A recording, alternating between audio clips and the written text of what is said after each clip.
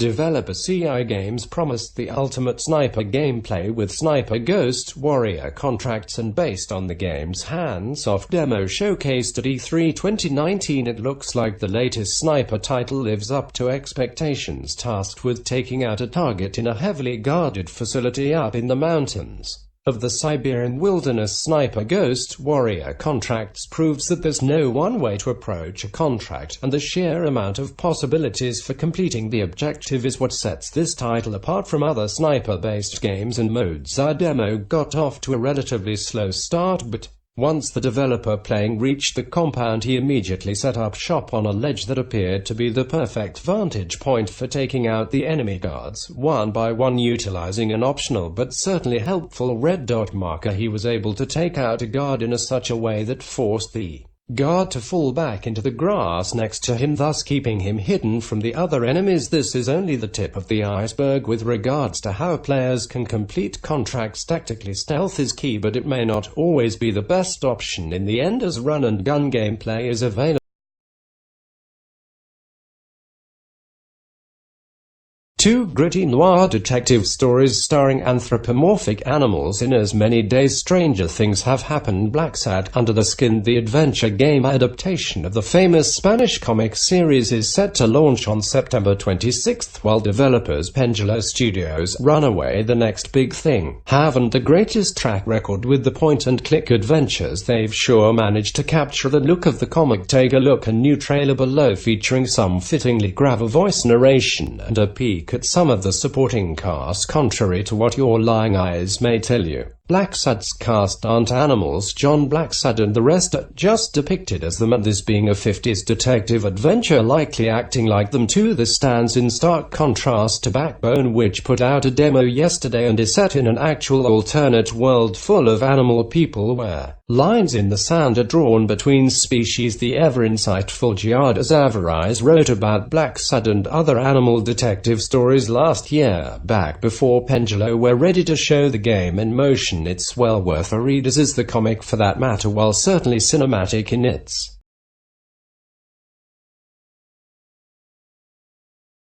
build a world for wildlife in Planet Zoo. From the developers of Planet Coaster and Zoo Tycoon comes the ultimate zoo sim featuring authentic living animals who think, feel and explore the world you create around them. Experience a globe-trotting campaign or let your imagination run wild in the freedom of sandbox mode. Create unique habitats and vast landscapes, make big decisions and meaningful choices, and nurture your animals as you construct and manage the world's wildest zoos. Meet a world of incredible animals, from playful lion cubs to mighty elephants. Every animal in Planet Zoo is a thinking, feeling individual with a distinctive look and personality of their own. Craft detailed habitats to bring your animals natural environments. Home research and manage each species to allow them to thrive, and help your animals raise families to pass the genes on to future generations. Manage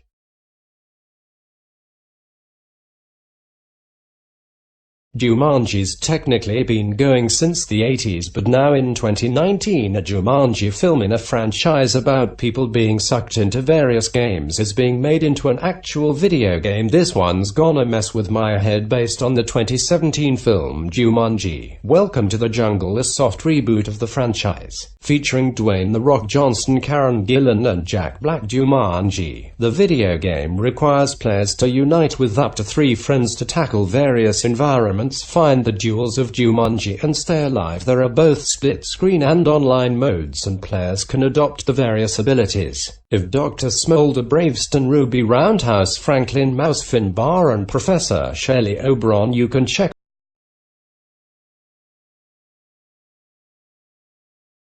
They say friendship comes about when two people complement each other. In Weakless, this is not just a mere observation about interactions, it's a very palpable thing. Lead to characters, one without the sense of hearing, the other with no sense of vision, through a beautiful organic fantasy world filled with challenging puzzles. Use the extraordinary set of skills they've developed because of the disabilities, and witness the growing bond between these two very remarkable companions. In Weakless, you can control only one character at a time, which means you can't use the senses of both of them. Simultaneously, because of this, you get a unique perspective on how differently they perceive the world around them, and at the same time how the two support and complement each other. Deaf being his usual whiz in a penny brings joy to the slightly defensive and introverted Blind, while Blind on the other hand, with the power of his calmness, takes care of the ubiquitous deaf. In our world, people with no vision or hearing often have other sharper senses. The same is true for weavelings. Discover the extraordinary.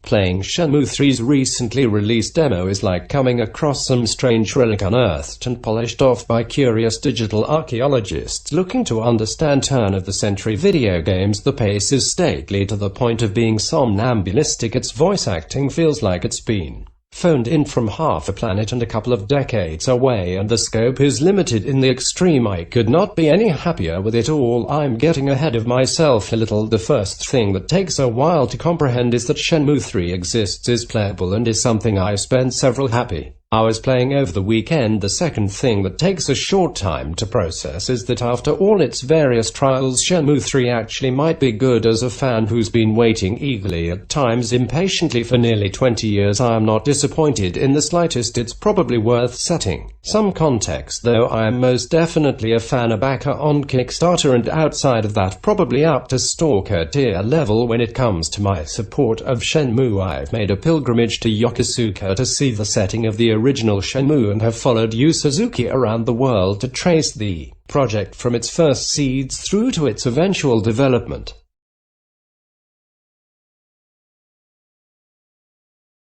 Every time a new Need for Speed game comes along, I eagerly await to see what the new hook, if I'm being positive, or gimmick if I'm leaning negative, is. This time for 2017's Need for Speed Payback, that was action driving, which initially felt promising but ultimately failed to deliver. Thankfully, this year's Need for Speed Heat feels different. I'm happy to report that after 5 hours of hands-on time, the game's hook of day-night switching not only feels refreshing but also an interesting direction for the series. When I sampled Need for Speed Heat at Gamescom, I was initially concerned about how the day-night switching worked. After all, Payback had introduced a seamless day-night cycle to the series for the first time, and to abandon that after only one outing felt like an odd choice after more time with the game. Though I now understand this decision is not only a game mechanic but also a unique step in helping meld this game's character. The new day-night system works like this: every time you leave your garage, you're prompted with a simple choice: do you want to leave in the day or at night?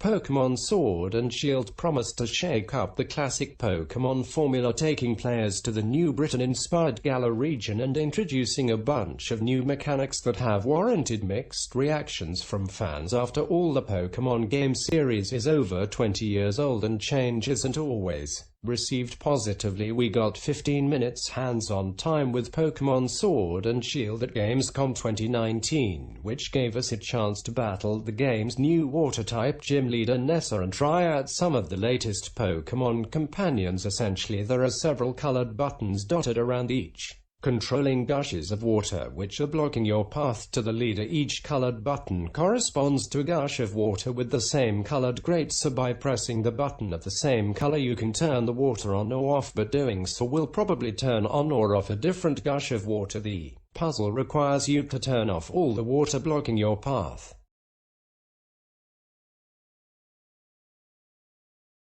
Hold on to your lightsabers. There's a new Star Wars game on the way, and it's called Jedi Fallen Order, and we've now got the first concrete details about it thanks to E3 2019 and an extended gameplay trailer that dropped in June. In development by Respawn Entertainment, the studio behind Apex Legends and Titanfall, Star Wars Jedi Fallen Order was announced during E3 2018, but we didn't get a proper look at the game until early in 2019 during a special panel at the annual Star Wars celebration in Chicago before it lifted the covers completely at E3 2019. While the official reveal only gave us a glimpse at a story trailer, it was more than enough to get us hyped for the upcoming game. E3 2019 gave us a far more meaty look at the game, including some lightsaber-fueled gameplay, before the developer dropped an extended demo at the end of the month. While fans of the Galactic franchise have seen official